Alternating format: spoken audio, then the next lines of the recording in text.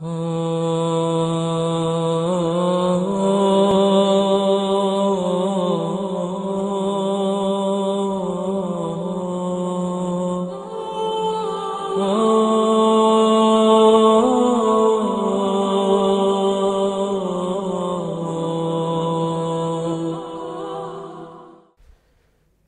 بالله السميع العليم من الشيطان اللعين الرجيم.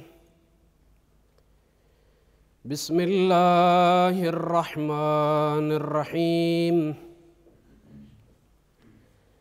الحمد لله الذي لا يبلغ مدحته القائلون ولا يحصي نعماءه العادون ولا يؤدي حقه المجتهدون. الذي لا يدركه بعد الهمم ولا يناله غوص الفطن. الذي ليس لصفته حد محدود ولا نعت موجود ولا وقت معدود ولا أجل ممدود. فطر الخلائق بقدرته ونشر الرياح برحمته ووتد بالصخور ميدان أرضه.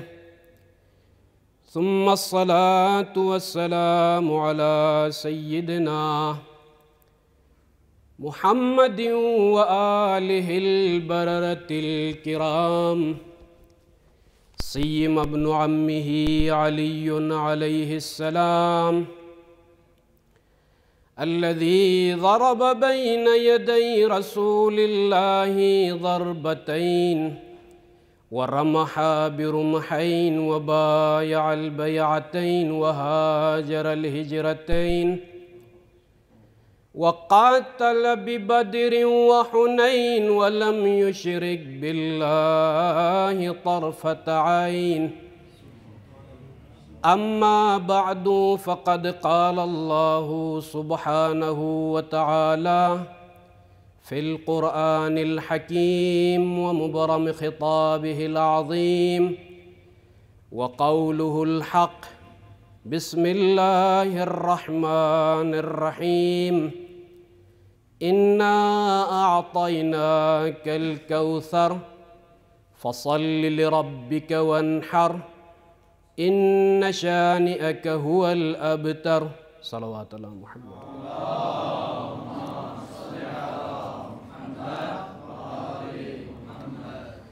وعجبا وعجبا يستأذن الأمين ببابها ويدخل الخؤون. وعجبا يستأذن الأمين ببابها ويدخل الخؤون. قال سليم: قلت يا سلمان هل دخلوا ولم يك استئذان؟ قال سليم: قلت يا سلمان هل دخلوا ولم يك استئذان؟ فقال: إي وعزة الجبار ليس على الزهراء من خماري. فقال: إي وعزة الجبار ليس على الزهراء من خماري، لكنها لاذت وراء الباب رعاية للستر والحجاب لكنها لاذت وراء الباب رعاية للستر والحجاب فمذ رأوها عصروها عصره فمذ رأوها عصروها عصره كادت بنفسي أن تموت حسرة صاحت أيا فضة اسنديني فقد وربي يسقط جنيني صاحت أيا فضة اسنديني فقد وربي يسقط جنيني فأسقطت بنت الهدى وحزنا جنينها ذاك المسمى محصنا وسيعلم الذين ظلموا أي منقلب ينقلبون إنا لله وإنا إليه راجعون صلوات الله محمد.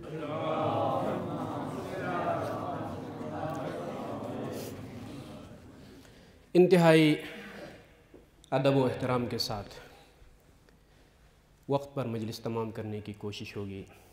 اجرکم علی الزہراء مسلسل مجالس آپ سن رہے ہیں.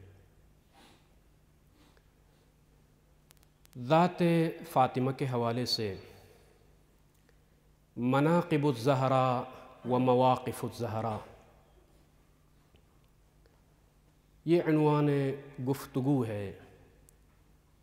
نہ مناقب ختم ہو سکتے ہیں نہ مواقف میں بیان کر سکتا ہوں اس مختصر وقت میں، نہ مصائب ختم ہو سکتے ہیں. مواقفها ومناقبها ومصائبها. گفتگو میں داخل ہونے سے پہلے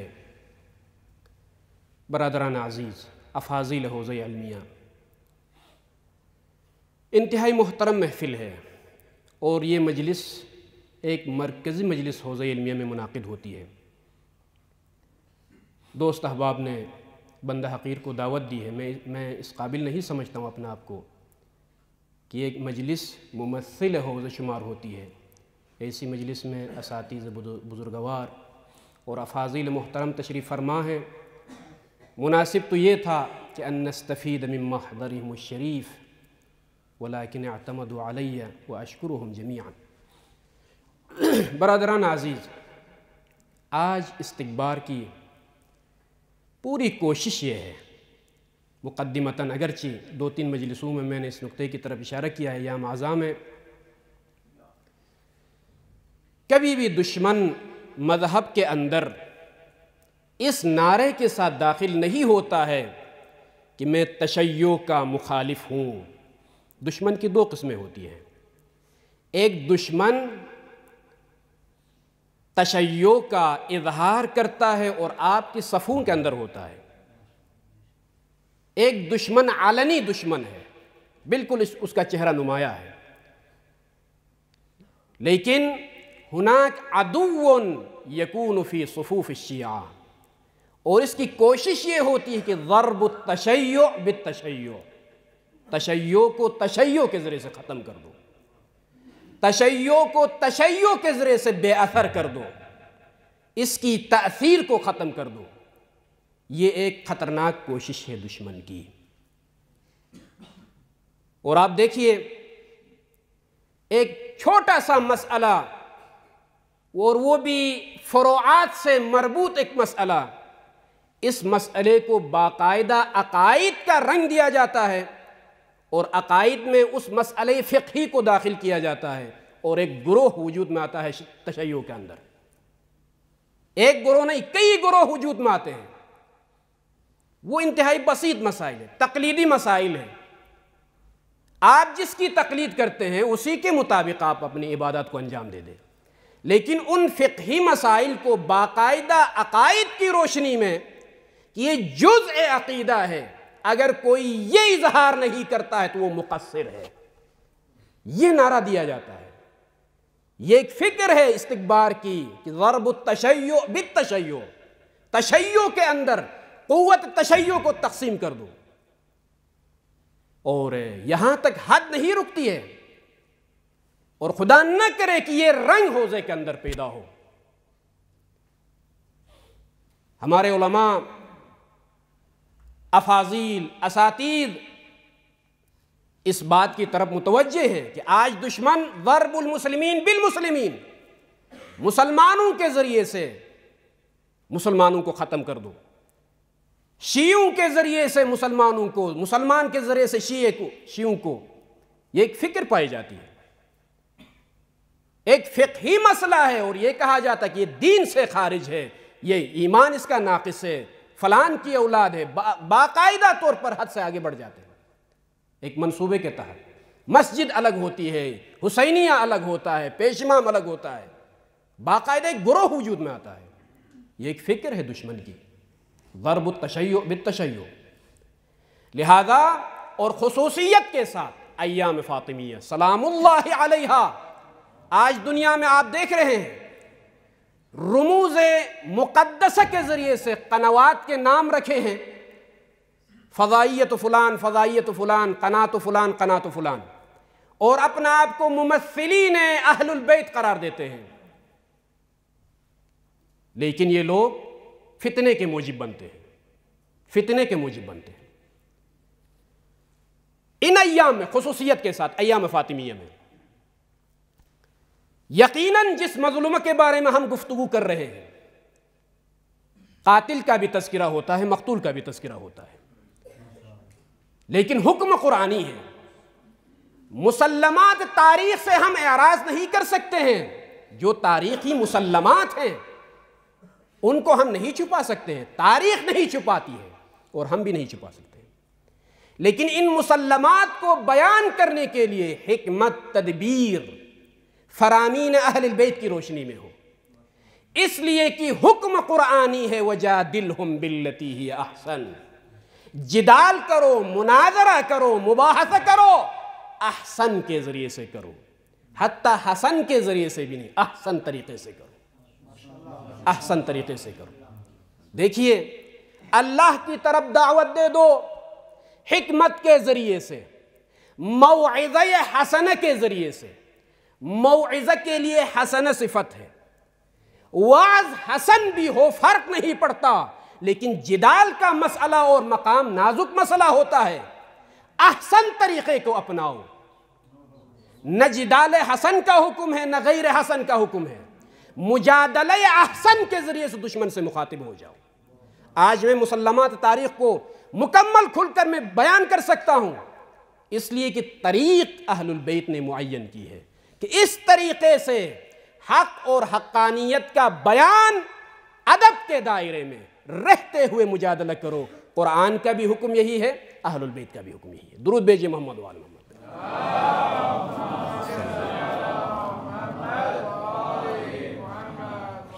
میرے محترم برادر نے ایک روایت کی طرف انہوں نے اشارہ کیا، لیلۃ القدر۔ میں ایک امکانی صورت کو بیان کرنا چاہتا ہوں اور تائید آپ لوگوں سے لوں گا، والتحقیق علی وعلیکم۔ دیکھیے برادران، 3 قسم کی روایات ہیں ہمارے پاس استشہاد زہرا کے حوالے سے، اور مختلف تواریخ ہے، اور آج ہم جو ہے 3 تاریخ کے ایام منا رہے ہیں۔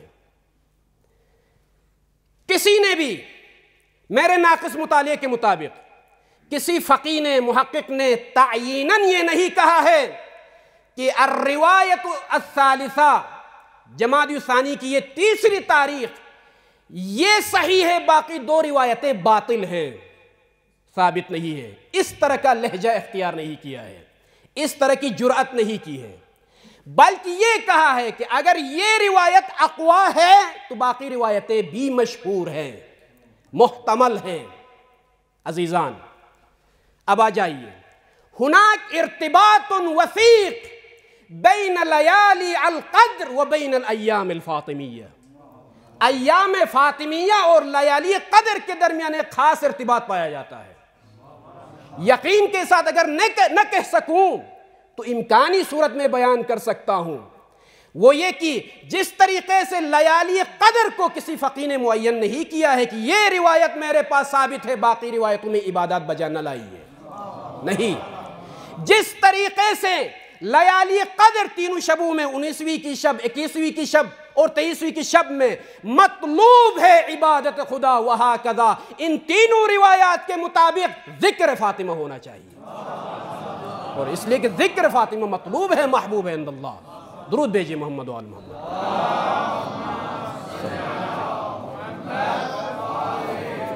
دلیل نہ کہہ سکوں تو مؤید تو کہہ سکتا ہوں، اس لیے کہ اگرچہ روایت میرے برادر عزیز نے پیغمبر اسلام سے حدیث بیان کی، لیکن چاہے محمد سے حدیث ہو یا جعفر صادق سے ہو، اول بھی محمد ہے، آخر بھی محمد ہے، وسط بھی محمد ہے۔ سئل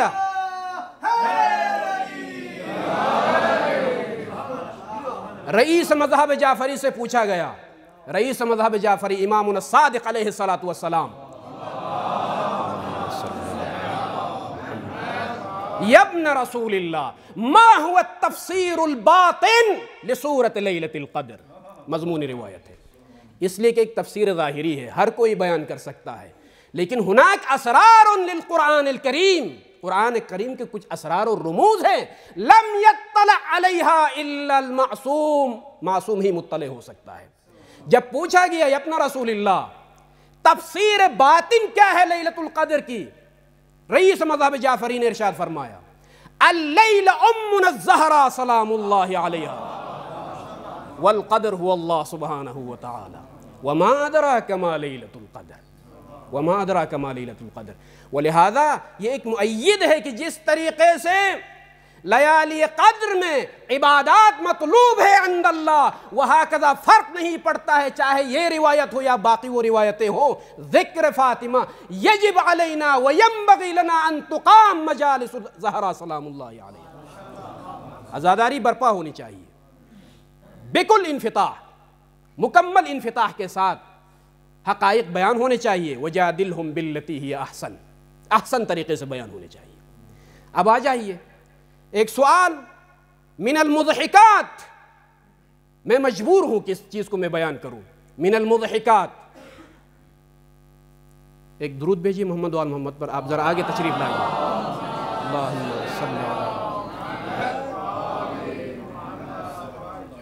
کہا جاتا ہے کچھ مسلمانوں کی طرف سے، آپ لوگ صرف فاطمہ کی تعریف اور منقبت بیان کیوں کرتے ہو؟ رسول کی اور اولاد بھی تھی، صرف اسی ذات کی تعریف اور اسی کے حوالے سے روایات اور فلان فضائل وغیرہ بیان کرتے ہو؟ جواب یہ ہے، سب سے پہلی بات یہ ہے کہ یہ سوال اللہ سے پوچھو،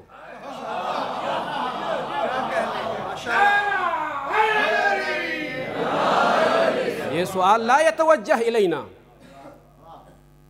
پوچھو اللہ سے، لم جعلت وجود الزہرا مصداقا لآیت التطہیر، وجود زہرا کو آیت تطہیر کا مصداق کیوں قرار دیا؟ لم جعلت وجود الزہرا مصداقا لآیت الولایہ، لم جعلت وجود الزہرا مصداقا لآیت المودہ، ولم جعلت وجود الزہرا سلام اللہ علیہا مصداقا لسورۃ الکوثر۔ اسألوا من اللہ سبحانہ وتعالی، جا کے سورہ دہر کو حذف کر دو قرآن سے، انما سعیکم مشکورا، اللہ شاکر ہے، اہل البیت مشکور واقع ہوئے۔ یہ سوال اللہ سے پوچھو، اور اس کے بعد رسول اللہ سے یہ سوال پوچھو، یا رسول اللہ لماذا قلت یا فاطمہ ان اللہ یغضب لغضبک ویرضا لرضاک، یہ منقبت، یہ حدیث کیوں ارشاد فرمائی ہے آپ نے؟ پوچھئے جا کے رسول اللہ سے، مدینہ منورہ جا کے قبر رسول سے پوچھئے، یہ مدح سرائی شیعہ نہیں کرتے ہیں، پورا قرآن مملو من فضائل الزہرا سلام اللہ علیہ۔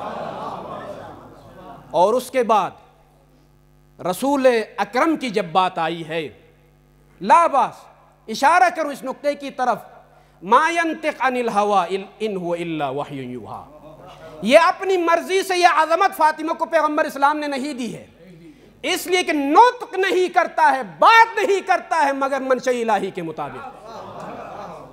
اب یہاں پر یہ اصطلاح بھی استعمال کروں، جو انسان ما ینطق عن الہوى فبطریق اولا لا یفعل بہوا، جو انسان اپنی مرضی سے تکلم نہیں کرتا وہ اپنی مرضی سے کبھی بھی کام کو انجام نہیں دیتا۔ اب آ جائیے، رسول کے کلام میں ہم قول کے لحاظ سے عظمت زہرا کا تذکرہ ہے، ہم فعل کے لحاظ سے تذکرہ ہے۔ عزیزان دیکھیے، یہ روایت صرف میرے مسلک کے علماء نے یہ روایت نقل نہیں کی ہے، کتب فریقین میں یہ روایت موجود ہے۔ لما جاءت سیدۃ نساء العالمین، پیغمبر اسلام کے پاس جب تشریف لے آتی تھی، قام الیہا وقبل یدیہا واجلسہا فی مجلسہ۔ دیکھیے مراتب احترام، یہ سب افعال نبی ہیں، افعال نبی۔ عزیزان، جو اپنی مرضی سے تکلم نہیں کرتا وہ اپنی مرضی سے کبھی بھی فعل کو انجام نہیں دیتا۔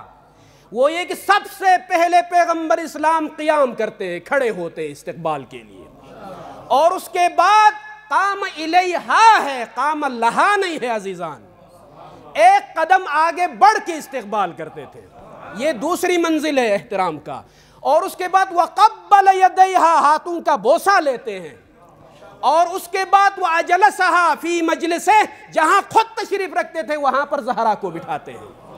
یہ مراتب احترام، یہ افعال نبی ممکن نہیں ہے کہ اپنی مرضی سے انجام دے دیں، مأمور ہے اللہ کی طرف سے کہ یہ عظمت زہرا پدری ہونے کے اعتبار سے نہیں ہے صرف کہ پیغمبر اسلام کی شخصی بیٹی ہونے کے اعتبار سے یہ عظمت عطا کرے، نہیں، مأمور من اللہ سبحانہ وتعالی بأن یقوم للزہرا سلام اللہ علیہ، زہرا کے لیے قیام کرے، استقبال کرے، بٹھائے، یہ افعال نبی ہیں۔ اور اس کے بعد آگے بڑھیے، یہ کلام علی عہدۃ شیخ الوحید الخراسانی، یہ کلام منسوب ان کی طرف۔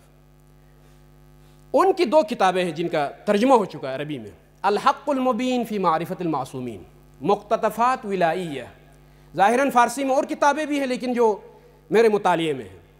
فرماتے ہیں آیہ مباہلہ کے نزول کے بعد جس ترتیب کے ساتھ پیغمبر اسلام میدان مباہلہ میں وارد ہوئے، اس ترتیب کو ذرا دقت سے دیکھیے۔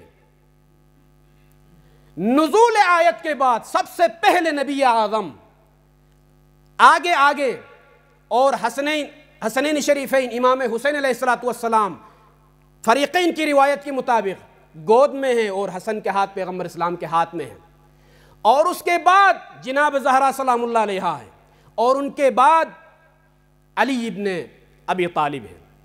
یہ ترتیب بتاتی ہے کہ فاطمۃ الزہرا سلام اللہ علیہا برزخ بین النبوۃ المصطفیہ والامامۃ العظماء، نبوت اور امامت کے درمیان کوئی بھی حائل نہیں ہو سکتا سوائے فاطمہ کے۔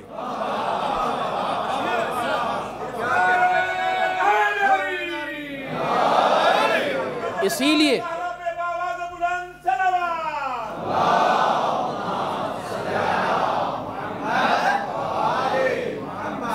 کہا جاتا ہے فاطمۃ الزہرا سلام اللہ علیہا برزخ بین النبوۃ المصطفیٰ والامامۃ العظماء۔ اس کے بعد آگے بڑھیے، میدان مباہلہ میں پیغمبر اسلام نے فرمایا اذا دعوت فامنوا، جب میں دعا مانگوں گا رب جلیل سے تو آمین کہنا۔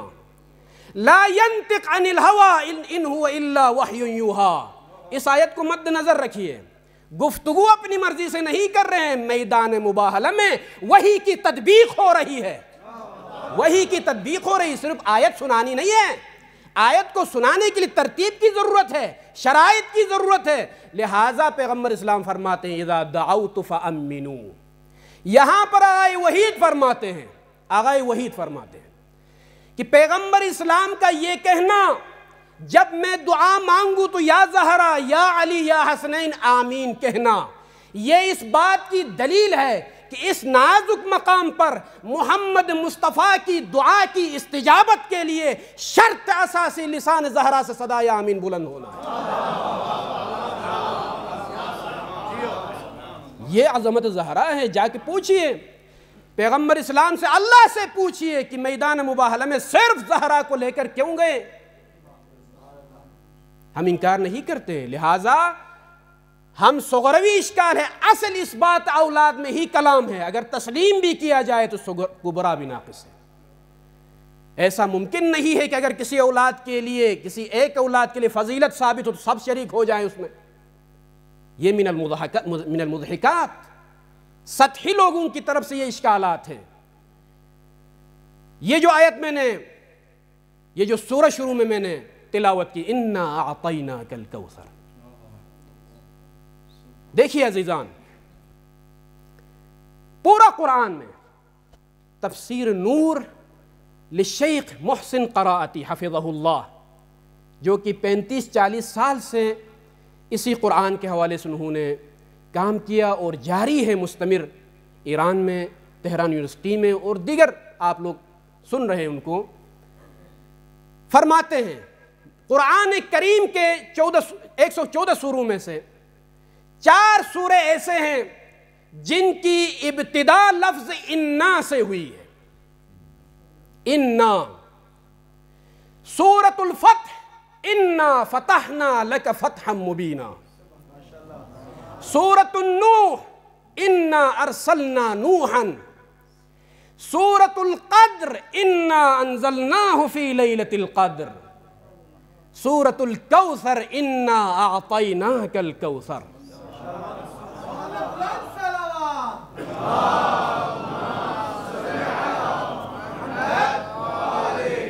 یہاں پر بھی ایک خاص ارتباط ہے، دیکھیے مقامی امکان ہے، ضروری نہیں ہے کہ آپ لوگ کل مجھ سے جو ہے طلب کرے کہ جو ہے مد دلیل علی ھذا دلیل القطعی، مقام خطابت میں ہوں، ظنیات کا استعمال جائز ہے میرے لیے، لہذا حرج نہیں ہے کہ تحقیق کا دروازہ کھلا ہے فی جوار علی بن ابی طالب، مناقشہ، باب مناقشہ مفتوح ہیں، تحقیق کرے، لا باس، ممکن ہے غلط ثابت ہو، لیکن امکان یہ ہے اس بات میں کہ ان 4 سوروں میں ایک خاص ارتباط ہے۔ سورہ فتح میں انا فتحنا لک فتحا مبینا، فتح مبین کی بات ہو رہی ہے، فتح مکہ، اور اس کے بعد انا ارسلنا نوحا، سورہ نوح کی ابتدا۔ نوح کون ہے؟ آدم ثانی، اولو العزم انبیاء میں سے پہلا نبی، صاحب شریعت، رسالت کی بات ہو رہی ہے، رسالت نوح، اور اس کے بعد انا انزلناہ فی لیلۃ القدر، کتاب السماوی القرآن الکریم کی بات ہو رہی ہے، اور اس کے بعد سورۃ الکوثر کا تذکرہ ہو رہا ہے۔ یہ اس بات کی دلیل ہے کہ فتح مبین کی ضمانت تا قیام قیامت، رسالت انبیاء کی ضمانت تا قیام قیامت، اور قرآن مجید کی ضمانت تا قیام قیامت، انا اعطیناک الکوثر، کوثر کی صورت میں دی۔ یہ کوثر ضمانت رسالات انبیاء ہیں، ضمانت کتاب سماوی ہے، ضمانت رسالت انبیاء ہے، اسی لیے نبی اعظم نے فرمایا انا من حسین، میں حسین سے ہوں۔ دلیل اس بات کی ہے کہ رسالت انبیاء اگر تا قیام قیامت برقرار ہے تو کوثر کے توسط سے برقرار ہے۔ کتاب سماوی کی حفاظت اہل البیت کے ذریعے سے ہے، فتح مبین کی حفاظت اہل البیت کے ذریعے سے ہے۔ یہ ارتباط ہے، اس لیے کہ انبیاء کی ساری زحمتیں، کوثر کی تفسیر جو بھی کریں، جو بھی آپ تفسیر کریں، لیکن مصداق اتم وجود زہرا سلام اللہ علیہا، لہذا یہ کوثر ضمانت ہے۔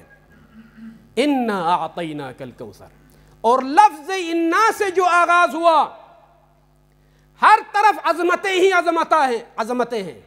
عطا کرنے والا وحدہ لا شریک ہے، جس کو عطا کر رہا ہے وہ محمد مصطفیٰ کی ذات ہے، اور جو چیز عطا ہو رہی ہے وہ وجود زہرا سلام اللہ علیہا ہے۔ لہٰذا حق بنتا ہے کہ عظمت کے ساتھ خداوند متعال اعلان کرے انا اعطیناک الکوثر، ہم نے کوثر عطا کیا ہے۔ درود بھیجی محمد والو۔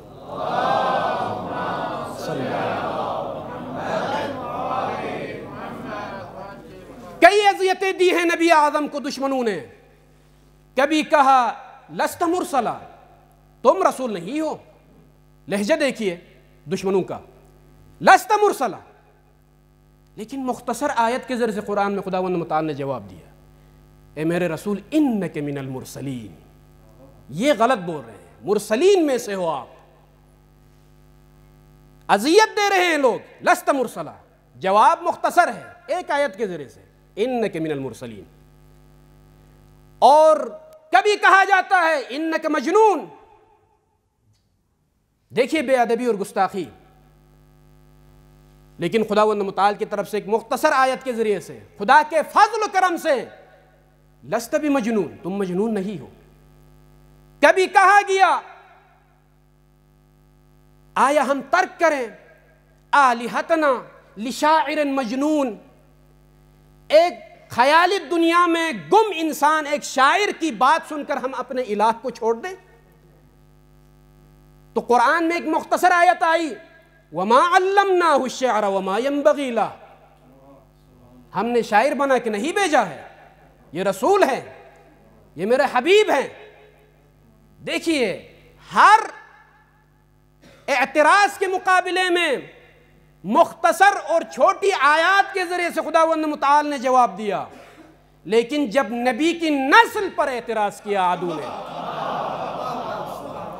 اور کسی نے کہا ھذا ھو الابتر، تو خدا کو برداشت نہ ہوا نسل رسول پر اعتراض، لہذا مکمل ایک سورہ کو نازل کیا، انا اعطیناک الکوثر فصل لربک وانحر ان شانئک ھو الابتر۔ درود بھیجئے محمد و آل محمد۔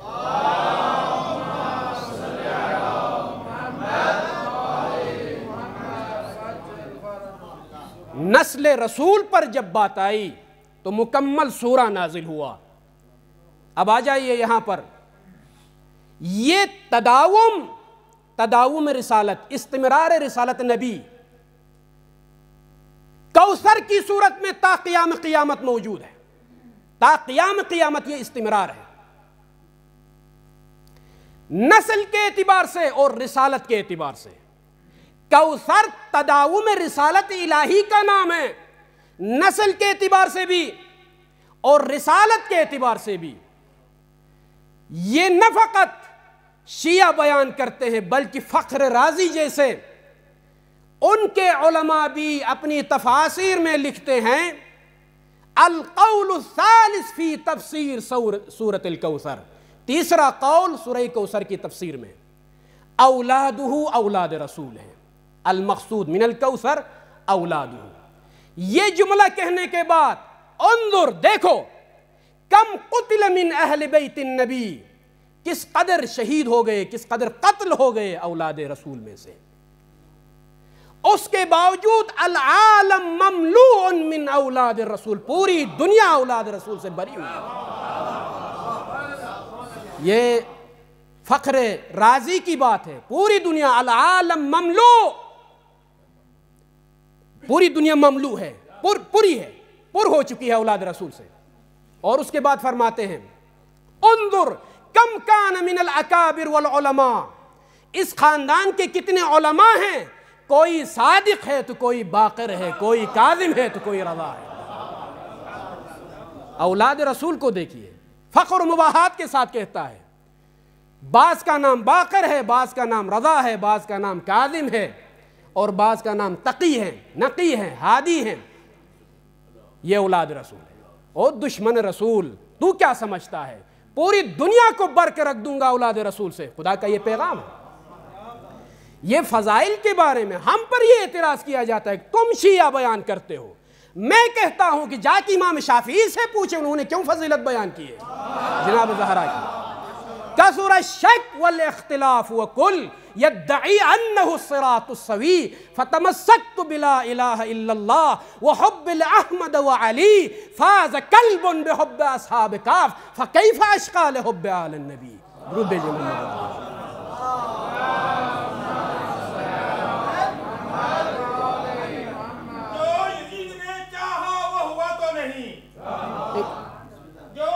پڑھ کر چاہا وہ ہوا تو نہیں، سر حسین کٹ گیا پر جھکا تو نہیں، سبحان اللہ سبحان سر اللہ حسین کٹ گیا پر جھکا تو نہیں، آج جگہ جگہ پہ حسینیت ہے، آج جگہ جگہ پہ حسینیت ہے، اور یزید نہیں تیری نسل کا شاہ نہیں، ہے نہیں۔ ایک درود پڑھ کے ذرا آگے تشریف لائیے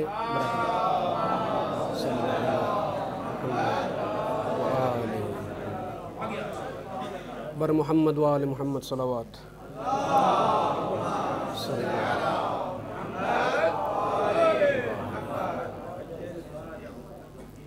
کثر الشک، امام حنبل سے جا کے پوچھئے، امام شافعی سے پوچھئے، امام شافعی بیان کرتا ہے۔ اور یہ کون ہے؟ یہ کوئی عام عالم نہیں ہے، امام شافعی جار اللہ جس کا لقب ہے، جار اللہ کان یعیش فی مکہ المعظمہ، بیت خدا کے جوار میں وہ زندگی بسر کر رہا تھا، اس لیے اپنا آپ کو جار اللہ کہتا تھا۔ اور یہ کون ہے؟ تفسیر صاحب کشاف، صاحب تفسیر الکشاف، علم تفسیر کے میدان میں جن علماء نے گھوڑے دوڑائے ہیں ان میں ان کا نام سر فہرست ہے۔ جب قرآن کی بلاغت اور فصاحت پر جب اعتراض ہوا تو اس عالم نے فصاحت اور بلاغت کے لحاظ سے جب جواب دیا تو مثال کے طور پر سورہ کوثر کو پیش کرتا ہے۔ اس کی بلاغت دیکھیے، نہ الفاظ کی بلاغت میں کوئی مقابلہ کر سکتا ہے، نہ مصداق کوثر کے ساتھ کوئی مقابلہ کر سکتا ہے۔ جس طریقے سے بلاغت اور فصاحت معجزہ ہے سورۃ الکوثر کی، اسی طرح مصداق کوثر بھی تا قیام قیامت کوثر ہے، معجزہ ہے۔ جس طریقے سے کوثر کی، سورۃ الکوثر کی کوئی مثال پیش نہیں کر سکتا، قیامت تک معجزہ رہے گا، مصداق کوثر بھی تا قیام قیامت معجزے کی صورت میں ہے۔ یہ اعجاز سورۃ الکوثر کتاب کی صورت میں انہوں نے یہ جواب دیا، کہتا ہے کہ کثر الشک والاختلاف وکل، پوری دنیا میں شک، اضطراب، بے چینی، ہر ایک کا دعویٰ ہے، وَكُلْ يَدَّعِي أَنَّهُ الصِّرَاطُ السَّوِيّ، اگرچہ ان ابیات کے الفاظ میں اختلاف ہے روایت کے مطابق، لیکن لا باس، عباراتنا شتّى وحسنك واحد، مطلب ایک ہی ہے، وَكُلْ واحد يَدَّعِي أَنَّهُ الصِّرَاطُ السَّوِيّ، اور ہر ایک کا یہ دعویٰ ہے کہ جس راہ پر میں چل رہا ہوں وہی راہ مستقیم ہے۔ اب کیا کریں؟ امام شافعی پریشان ہے۔ ایسی صورت میں ہر طرف ہر ایک کا یہ نعرہ ہے کہ جس راہ پر میں گامزن ہوں وہی حق ہے، میں پریشان تھا۔ فتمسکت بلا الہ الا اللہ وحب احمد وعلی، کلمہ توحید سے متمسک ہوا اور اس کے بعد وحب احمد وعلی، محمد اور علی کی محبت سے میں متمسک ہوا۔ نتیجہ کیا سامنے آتا ہے؟ فاز کلب بحب اصحاب کہف، وہ نجس العین کتا اصحاب کہف کی صحبت کی وجہ سے کامیاب ہو سکتا ہے۔ میں امام شافعی انسان ہوں، کتا نہیں، محمد آل محمد کی محبت میں کیسے کامیاب نہیں ہو سکتا؟ فاز کلب بحب اصحاب کہف فکیف اشقی لحب آل النبی، میری کامیابی تو یقینی ہے، میں کتا نہیں ہوں، انسان ہوں، متمسک ہوں اولاد نبی سے۔ وہ اصحاب کعب کے ساتھ متمسک ہونے کی وجہ سے وہ نجس العین کتا کامیاب ہو سکتا ہے، تو میری کامیابی یقینی ہے۔ لہٰذا اس پریشانی کے عالم میں راہ نجات محبت اہل البیت کو قرار دیتا ہے۔ اے پوچھنے والے جا کے پوچھے امام شافعی سے کہ اہل بیت کی فضیلت کیوں بیان ہو رہی ہے۔ عزیزان، علماء نے بہت ساری تفسیریں لکھی ہے سورۃ الکوثر کی، لیکن میں کچھ نکات کی طرف میں اشارہ کر رہا ہوں، یہ آخری نکتہ ہے، مجلس تمام ہو رہی ہے۔ کہا جاتا ہے کہ سورۃ الکوثر یعنی المقصود من الکوثر خیر کثیر مراد ہے، لیکن ہر کثرت کا نام کوثر نہیں ہے، ہر کثرت کا نام کوثر نہیں ہے۔ اگر ہر کثرت کوثر ہوتی تو سورۃ التکاثر نازل نہیں ہوتا۔ الہاکم التکاثر حتی زرتم المقابر، کن کثرتوں میں تم مبتلا ہو گئے ہو، کہاں جا رہے ہو؟ لہذا یہاں پر کوثر سے مراد ہر کثرت مراد نہیں ہے، وہ کثرت مراد ہے جو مقام صلی تک آپ کو پہنچائے۔ نہ وہ کثرت جو الہاکم التکاثر کا مصداق بن جائے. وَإِلَّا سورۃ التکاثر نازل نہیں ہوتا اگر ہر کثرت مطلوب ہوتی. لہذا کوثر اس کثرت کا نام ہے جو مقام صلی تک آپ کو پہنچائے، مقام انہار تک آپ کو پہنچائے، اس کا نام کوثر ہے. ہر کثرت کا نام کوثر نہیں ہے. یہ کوثر وہ کوثر ہے جو آپ کو مسجد کی طرف لے کر جاتا ہے، آپ کو ربوبیت اور خالقیت تک رہنمائی کرتا ہے. اس کثرت کا نام کوثر ہے. وَإِلَّا بہت ساری کثرتیں ہیں جو آپ کو گمراہ کر رہی ہیں. پوری کثرت دنیا میں آج مسلمین یہ جو فخر کرتے ہیں کہ یہ شیعہ مٹھی بھر کے لوگ کہاں جا رہے ہیں، جمہور مسلمین ایک طرف، اتنی کثرت میں مسلمان ایک طرف، اور یہ مٹھی بھر کے لوگ خاص عقائد کے ساتھ کس طرف جا رہے ہیں. عرض یہ ہے کہ کثرتیں مفید نہیں ہوتی ہیں، کثرتیں تباہ کر دیتی ہے. کوثر اللہ کی طرف لے کر جاتا ہے. کوثر الکوثر ہی الرابط الالہی بین الخالق والمخلوق. کوثر نام ہے اس رابطے کا جو خالق اور مخلوق کے درمیان ہے. کثرت آپ اور دنیا کے درمیان واسطے کا نام ہے. کثرت آپ کو تباہ کر دے گی، کثرت آپ کو فنا کر دے گی، کثرت آپ کو اللہ سے دور کر دے گی. اسی لیے کہا جاتا ہے الہاکم التکاثر حتی زرتم المقابر. درود بھیجیے محمد و آل محمد.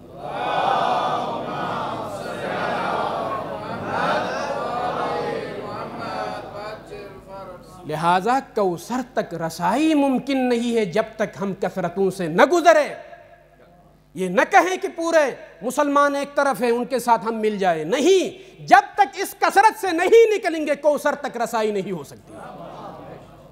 اور یہ مسلمہ بات ہے، کوثر کی ماں آسانی سے خدیجہ سلام اللہ علیہا آسانی سے کوثر کی ماں نہیں بن گئی ہیں.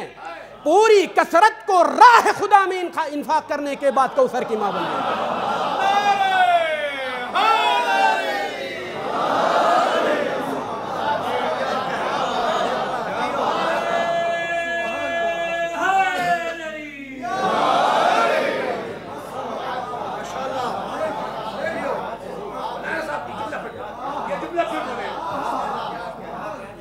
جزاکم اللہ خیر جزا اجرکم علی الزہرا. آسانی سے خدیجہ کوثر کی ماں نہیں بن گئی ہے. پوری کثرت کو راہ الہی میں انفاق کرنے کے بعد کوثر کی ماں بن گئی ہے. لہٰذا جب تک ہم کثرتوں سے نہیں گزریں گے تب تک کوثر تک رسائی نہیں ہو سکتی. سرزمین عرب کی اس کثرت سے مراد ذرا اور تشریح کروں. یہ کثرت چاہے افرادی ہو یا مالی ہو.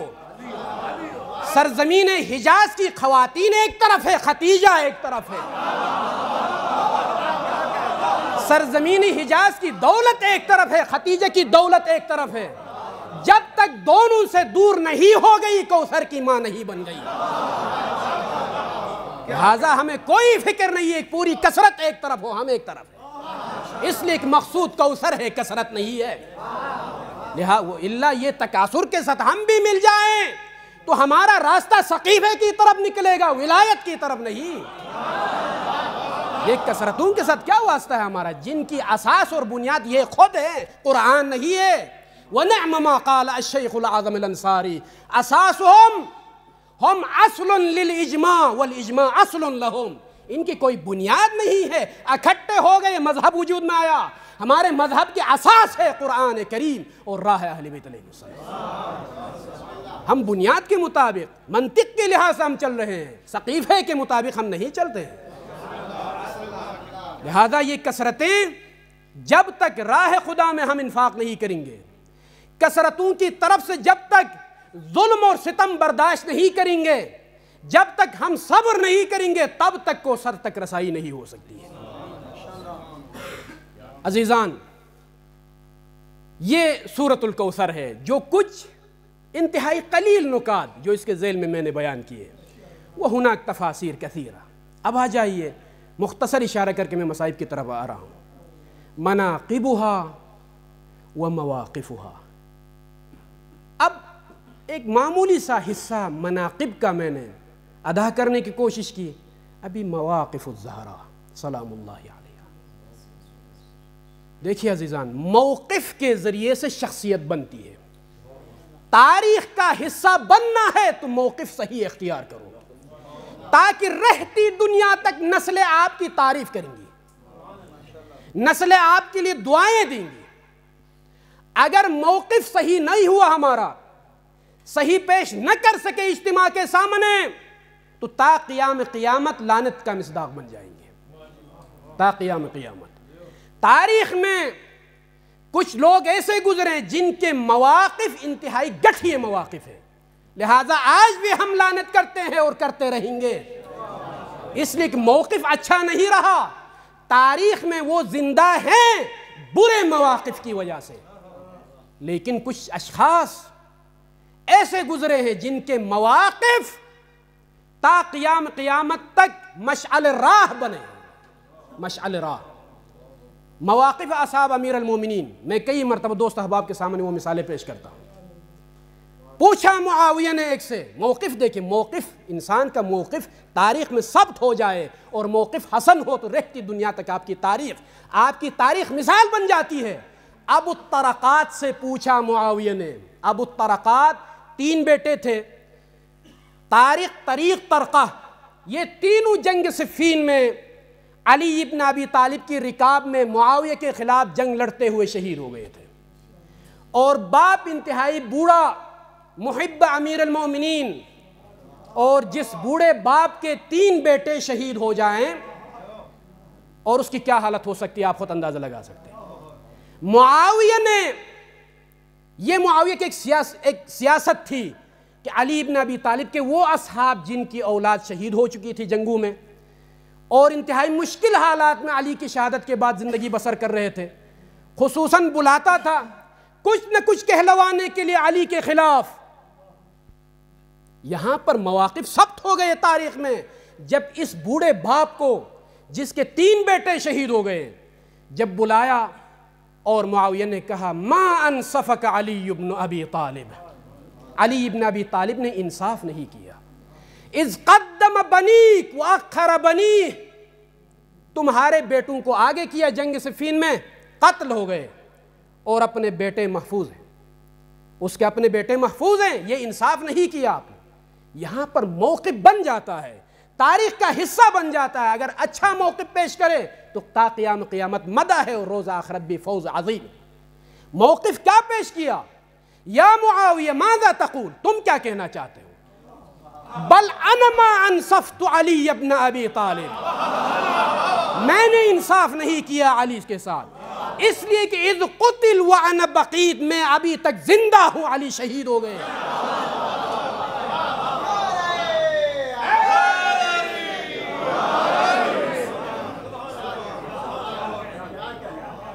یہ موقف ہے اصحاب کا، موقف ہے۔ جناب زہرا سلام اللہ علیہا، مواقفہا، کئی مواقف ہے لیکن میں 1-2 کی طرف اشارہ کرنا چاہتا ہوں۔ زہرا کی زندگی، مواقف اور مصائب۔ علی ابن ابی، گھر سے جناب زہرا 2 مرتبہ نکلی ہیں، لإلقاء الخطبہ، مسجد النبوی میں دربار خلافت میں خطبہ دینے کے لیے گئی ہیں، اور دوسری مرتبہ یا فضہ این ابو الحسن، اے فضہ ابو الحسن کہاں ہیں؟ علی ابن ابی طالب کو جب دربار خلافت لے کر گئے اور فضہ سے پوچھا یا فضہ این ابو الحسن، خروج فاطمہ سلام اللہ علیہا، جب شروع میں خطبہ دینے کے لیے گئیں تو مشیتها مشیت رسول اللہ، چلنے کا انداز وہی انداز تھا جو محمد مصطفیٰ کا تھا۔ اطراف میں خواتین تھی مدینہ کی، اہتمام کے ساتھ خواتین کے اس ازدحام میں، رش میں خاتون قیامت جا رہی ہے، لیکن دروازہ گرنے کے بعد حسنین شریفین کے ہاتھ پکڑ کر سہارے کے ساتھ دربار خلافت کی طرف جا رہی ہے۔ روایت بیان کرتی ہے لما اخرج علی بن ابی طالب، اصول کافی کی روایت ہے، لما اخرج علی بن ابی طالب خرجت فاطمہ، فاطمہ بھی گھر سے نکلی، لیکن انداز کیا ہے دیکھیے، واضعتاً قمیص رسول اللہ علی راسہا، محمد مصطفیٰ کی قمیص نبوت سر مبارک پر، آخذتاً یدی الحسن والحسین، وقال للحاکم، حاکم کو مخاطب کر کے کہتی ہے خلو ابن عمی، علی ابن ابی طالب کو چھوڑ دو، وَإِلَّا نَشَرْتُ شَعْرِي وَصَرَخْتُ إِلَى اللَّهِ۔ مواقف سید زہرا سلام اللہ علیہا، آخری موقف کیا ہو سکتا ہے ایک مظلوم انسان کا؟ آخری موقف یہ ہو سکتا ہے تکلم نہ کرے، بات نہ کرے، ناراضگی کا اظہار کرے، اور اس کے بعد شدت تب آئی وصیت میں، یا ابا الحسن جب تک یہ جسد موت کے بعد اس زمین پر باقی ہے تب تک میں راضی نہیں ہوں کہ فلان و فلان شریک ہو جائے نماز جنازہ۔ هذه مواقف سیدۃ النساء العالمین، مواقف سیدہ دیکھیے، انداز الگ ہے۔ دوسری روایت کیا بیان کرتی ہے، یہ جو گھر سے جب نکلی، دروازہ گرنے کے بعد حسن اور حسین کے سہارے، ہاتھ میں محمد مصطفیٰ کی قمیص ہے، واضعتاً علی راسہا، سر مبارک پر محمد مصطفیٰ کی قمیص نبوت ہے، سلام اللہ علیک یا فاطمۃ الزہرا۔ لیکن روایت بیان کرتی ہے، رئیس مذہب جعفری امام صادق روایت بیان کرتے ہیں، یوم قیامت، یوم الحشر، جب موقف پیش کرے گی جناب زہرا، ہاتھ میں محمد مصطفیٰ کی قمیص نہیں ہوگی، قمیص الحسین ملطخن بدم الحسین۔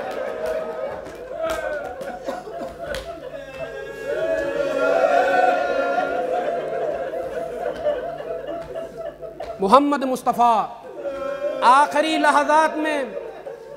لحظات میں انتہائی غمگین ہے، انتہائی غمگین ہے، وَلِهَذَا طَالَتِ الْوَصِيَّةُ بِالزَّهْرَاءِ سلام اللہ علیہا، زہرا کی نسبت محمد مصطفیٰ کی وصیت طویل ہو گئی، وصیت طویل ہو گئی، فَبَكَى بُكَاءً شَدِيدًا، محمد مصطفیٰ رو رہے ہیں، غمگین حالت میں ہے، فَقِيلَ يَا رَسُولَ اللَّهِ، یا رسول اللہ، ما یبکی، کیا منظر آپ کو رلا رہا ہے، ما یبکی کہ یا رسول اللہ، فقال رسول اللہ ماذا قال، ابکی علی ذریتی من بعدی، زندگی کے بعد، اس دنیا سے جانے کے بعد جو مصائب آنے والے ہیں میری ذریت کے اوپر، ان مصائب کو یاد کر کے رو رہا ہوں۔ عزیزان، علی ذریتی میں صرف فاطمہ نہیں ہے، پوری ذریت شامل ہے، علی کی مظلومیت بھی شامل ہے، سیدہ کی مظلومیت بھی شامل ہے، حسنین کی یتیمی بھی شامل ہے، زینب کی اسیری بھی شامل ہے۔ اب کی علی ذریتی، خصوصیت کے ساتھ روایت میں مظلومیت زہرا کی طرف نبی اعظم اشارہ کرتے ہیں، اب کی میں اس منظر کو یاد کر کے رو رہا ہوں، وہی تنادی، میری بیٹی ندا دے گی، یا محمد مصطفیٰ السلام علیک یا رسول اللہ، ماذا لقینا من ابن فلان، اس منظر کو یاد کر کے رو رہا ہوں۔ جب در و دیوار کے درمیان آئے گی، میری بیٹی آواز بلند کر کے ندا دے گی، لیکن کوئی جواب دینے والا نہیں ہوگا، اس منظر کو یاد کر کے میں رو رہا ہوں۔ عزیزان، یہ وہی مدینہ ہے جہاں پر خبر تو پھیل چکی تھی وفات کی، لیکن پوچھئے یہ مدینہ والے کیوں نہیں آئے تھے علی کے گھر، کیوں نہیں آئے تھے؟ روایت بیان کرتی ہے کہ سب سے پہلے خواتین پہنچ گئی مدینہ کی، جب گھر پہنچی تو منظر کیا تھا، شیخ عباس قمی رحمۃ اللہ علیہ بیان کرتے ہیں، منظر کیا تھا، علی ابن ابی طالب جالس، علی انتہائی غم کی حالت میں بیٹھے ہوئے ہیں، والحسن والحسین یبکیان امامہ، یہ دونوں یتیم بچے علی کے سامنے گریہ کر رہے ہیں۔ اس منظر کو دیکھ کر فصرخنا، آوازیں بلند ہو گئی خواتین کی، جب آوازیں بلند ہو گئی اور شدت کے ساتھ انتظار کرتی ہے کہ کب لاش زہرا کی زیارت ہوگی، اسی اثنا میں ابو ذر غفاری خرج من بیت علی ابن ابی طالب، علی کے گھر سے ابو ذر غفاری خارج ہوئے اور کہا یا نساء المدینہ، یہاں سے واپس ہو جائیے، قد اخر تدفین الزہرا فی ہذہ اللیلہ، اس رات میں دفن ہو جائے گی زہرا، لیکن علی وقت معین نہیں کر رہے ہیں۔ یہ مدینے کی خواتین آئیں، شروع میں جب جناب سیدہ بیمار تھی تو عیادت کے لیے بھی آئی تھی یہی خواتین، اور عیادت کے لیے تشریف لاتی ہیں اور کہتی ہیں یا فاطمہ افاطمو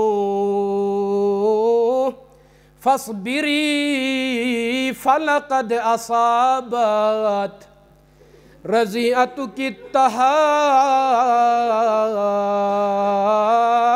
والنجودا، یا زہرا آپ صبر کیجئے، یقیناً محمد مصطفیٰ کی مصیبت عظیم ہے، صرف گھر تک آپ کے بابا کی مصیبت محدود نہیں ہے، شہر مدینہ اور مکہ مکمل طور پر رو رہا ہے۔ یہ صبر کی تلقین کر رہی ہے مدینہ کی کچھ خواتین۔ عزیزان، اسی منظر میں ہی کچھ لوگ اور خائن اور ظالم افراد بھی آتے ہیں، تسلیت دینے کے لیے نہیں لیکن دروازے کو جلانے کے لیے آتے ہیں۔ یہ میں اور آپ صرف نقل کر سکتے ہیں۔ ابو ذر غفاری کو بھی تعجب ہوا، سلمان فارسی بھی تعجب کرتے ہیں، سلیم ابن قیس بھی تعجب کرتے ہیں، آیا یہ خبر صحیح ہے کہ بغیر اجازت کے گھر میں داخل ہو گئے؟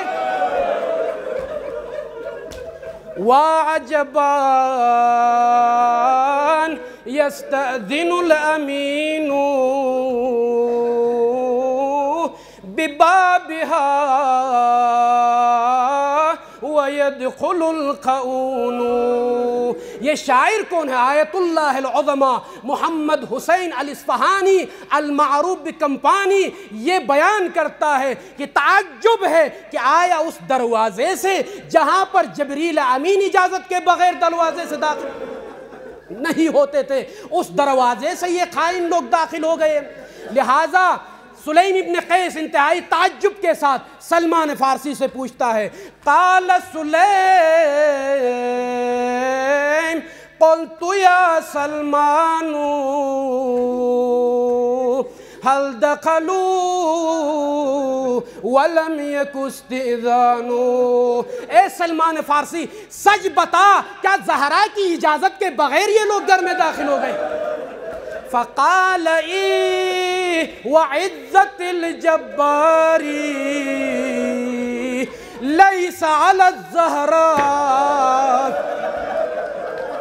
اللہ کی قسم سلیم ابن قیس قسم کھا کر جواب دیتا ہے، ہاں گھر میں داخل ہو گئے، اس سے بھی بڑا منظر یہ تھا کہ زہرا کے سر پر ردا نہیں تھی۔ فَمُذْرَعُوهَا عَصَرُوهَا عَصْرًا لَكِنَّهَا لَاذَتْ وَرَاءَ الْبَابِ رِعَایَةً لِلسِّتْرِ وَالْحِجَابِ۔ جب زہرا کو اندازہ ہوا کہ خائن داخل ہو رہا ہے، حجاب کی خاطر دروازے کے پیچھے آئی۔ میں ترجمہ نہیں کر سکتا، فَعَصَرُوهَا عَصْرَةً كَادَتْ بِنَفْسِهَا أَن تَمُوتَ حَسْرَةً صاحت آیا فضت اسندینی، ندا بلند ہو گئی، فضہ سہارا دو۔ فاسقطت بنت الہدا واعظنا، زہرا کی وصیت ہے۔ بس میں مصائب زیادہ نہیں پڑھ سکتا، سخت مناظر کو میں بیان نہیں کر سکتا، نہ میری عادت ہے۔ سادات کرام سے میں مخاطب ہوں، یہ آخری جملہ سادات کرام کی خدمت میں بیان کرنا چاہتا ہوں۔ وصیت جب لکھی زہرا سلام اللہ علیہا نے، حسن و حسین مسجد گئے، بابا ہماری ماں دنیا سے رخصت ہو گئی۔ جب یہ خبر ملی تو علی ابن ابی طالب گھر پہنچتے ہیں۔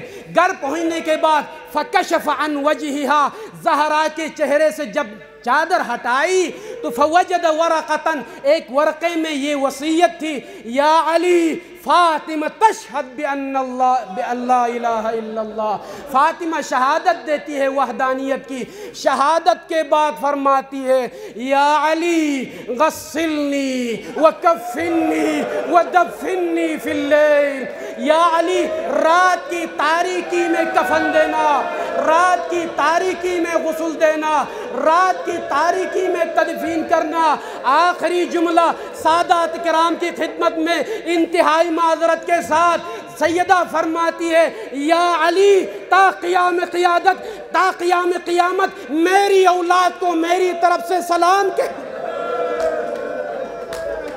وَلِأَيِّ الْأُمُورِ تُدْفَنُ سِرًّا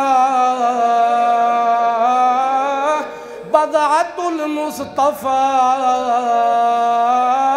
وَيُعْفَى ثَرَاهَا۔ امت مسلمہ سے سوال ہے، کیا جرم تھا زہرا کا جو رات کی تاریکی میں دفن ام مان حلیلت مان بنت مان، یہ کس کی ماں تھی جو رات کی تاریکی میں دفن ہو گئی؟ کس کی بیٹی تھی جو رات کی تاریکی میں دفن ہو گئی؟ کس کی زوجہ تھی جو رات کی تاریکی میں دفن ہو گئی؟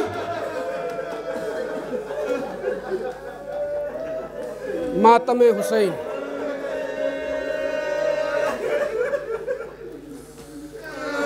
وَسَيَعْلَمُ الَّذِينَ ظَلَمُوا أَيَّ مُنْقَلَبٍ يَنْقَلِبُونَ۔ إِنَّا لِلَّهِ وَإِنَّا إِلَيْهِ راجعون۔